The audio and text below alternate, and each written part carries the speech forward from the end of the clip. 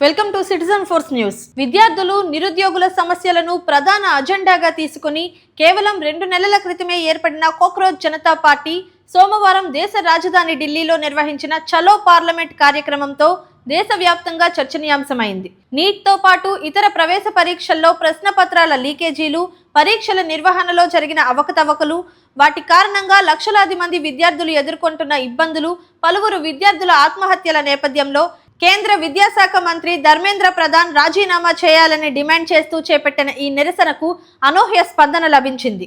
పోలీసులు అనుమతి నిరాకరించి పార్లమెంట్కు వెళ్లే అన్ని మార్గాలను బారికేడ్లతో దిగ్బంధించినప్పటికీ వేలాది మంది విద్యార్థులు, నిరుద్యోగులు, మహిళలు, తల్లిదండ్రులు, సీనియర్ సిటిజన్లు జంతర్ మంతర్కు చేరుకొని భారత్ మాతాకి జై, వందే మాతరం, జై భీమ్, ధర్మేంద్ర ప్రధాన్ రాజీనామా చేయాలి అంటూ నినాదాలు చేస్తూ పార్లమెంట్ వైపు కదిలారు. ముందుగానే వేలాది మంది పోలీసులు, పారామిలిటరీ బలగాలను మోహరించిన అధికారులు పార్లమెంట్ పరిసరాల్లో కట్టుదిట్టమైన భద్రత ఏర్పాటు చేసి పలు మెట్రో స్టేషన్లను మూసివేసి నిరసనకారులను అదుపులోకి తీసుకునేందుకు ప్రత్యేక బస్సులను సిద్ధం చేశారు. అయినప్పటికీ బీహార్, మహారాష్ట్ర, ఉత్తరప్రదేశ్, హర్యానా, పంజాబ్ తదితర రాష్ట్రాల నుంచి రాత్రంతా రైళ్లు, బస్సుల్లో ప్రయాణించి వచ్చిన వేలాది మంది విద్యార్థులు, యువత జంతర్ మంతర్ వద్దకు చేరుకున్నారు. కొందరు కాలేజీ యూనిఫామ్లతో, మరికొందరు కాక్రోచ్ గుర్తు ముద్రించిన టీషర్టులతో ర్యాలీలో పాల్గొన్నారు. ర్యాలీ ప్రారంభానికి ముందు సోషల్ మీడియాలో సీజేపీ భారీ వర్షాలు, భారీ పోలీసు బందోబస్తు, ఏదీ మా ఉద్యమాన్ని ఆపలేదు అంటూ పోస్టు చేసింది. అనంతరం శాంతియుతంగా ముందుకు సాగాలని పార్టీ నాయకులు పిలుపునిచ్చారు. జంతర్ మంతర్ నుంచి బయలుదేరిన ర్యాలీని పోలీసులు కనాట్ ప్లేస్ సమీపంలో అడ్డుకోవడంతో నిరసనకారులు చిన్న చిన్న బృందాలుగా విడిపోయి గల్లీలు, ప్రత్యామ్నాయ మార్గాల గుండా పార్లమెంట్ వైపు వెళ్లేందుకు ప్రయత్నించారు. రిజర్వ్ బ్యాంక్, రైల్వే భవన్ ప్రాంతాల వద్ద కూడా పోలీసులు అడ్డుకోవడంతో తోపులాట చోటు చేసుకుంది. పరిస్థితి ఉద్రిక్తంగా మారడంతో పోలీసులు టియర్ గ్యాస్ ప్రయోగించి అనంతరం లాఠీచార్జ్ చేశారు.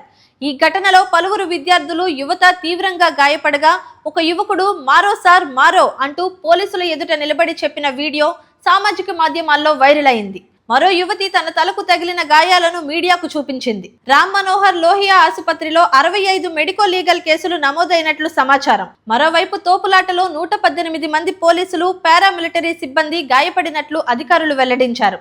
ఇదిలా ఉండగా ఉదయం 11:45 సమయంలో కేంద్ర ప్రభుత్వం నుంచి చర్చలకు ఆహ్వానం రావడంతో సీజేపీ అధికార ప్రతినిధులు సౌరవ్ దాస్, ఆశుతోష్ రాన్కా కేంద్ర ఆరోగ్య మంత్రి జేపీ నడ్డాను కలిసి సోనం వాంగ్చుక్ ను వెంటనే విడుదల చేయాలని, కేంద్ర విద్యాశాఖ మంత్రి ధర్మేంద్ర ప్రధాన్ రాజీనామా చేయాలని లేదా మంత్రివర్గం నుంచి తొలగించాలని, ఆత్మహత్య చేసుకున్న విద్యార్థుల కుటుంబాలకు 1 కోటి రూపాయల చొప్పున పరిహారం చెల్లించాలని, పరీక్షల అవకతవకలపై న్యాయ విచారణ జరిపి బాధ్యులపై కఠిన చర్యలు తీసుకోవాలని డిమాండ్ చేశారు.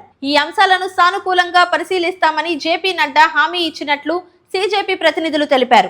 అయితే ఈ అంశంపై కేంద్ర ప్రభుత్వం అధికారిక ప్రకటన చేయలేదు. మరోవైపు ఆమరణ నిరాహార దీక్ష చేస్తున్న సామాజిక కార్యకర్త సోనం వాంగ్చుక్ ప్రస్తుతం సఫ్దర్జంగ్ ఆసుపత్రిలో చికిత్స పొందుతున్నారు. శాంతియుత నిరసనకారులపై పోలీసులు వ్యవహరించిన తీరును ఖండిస్తూ యువ నాయకులను పార్లమెంట్లో ఎంపీలను కలిసేందుకు అనుమతించే వరకు లేదా ఆసుపత్రిలో తనను కలిసే అవకాశం కల్పించే వరకు తన ఆమరణ దీక్ష కొనసాగుతుందని ఆయన ప్రకటించారు. ఈ సందేశాన్ని ఆయన భార్య గీతాంజలి ఆంగ్మో సామాజిక మాధ్యమాల ద్వారా పంచుకున్నారు.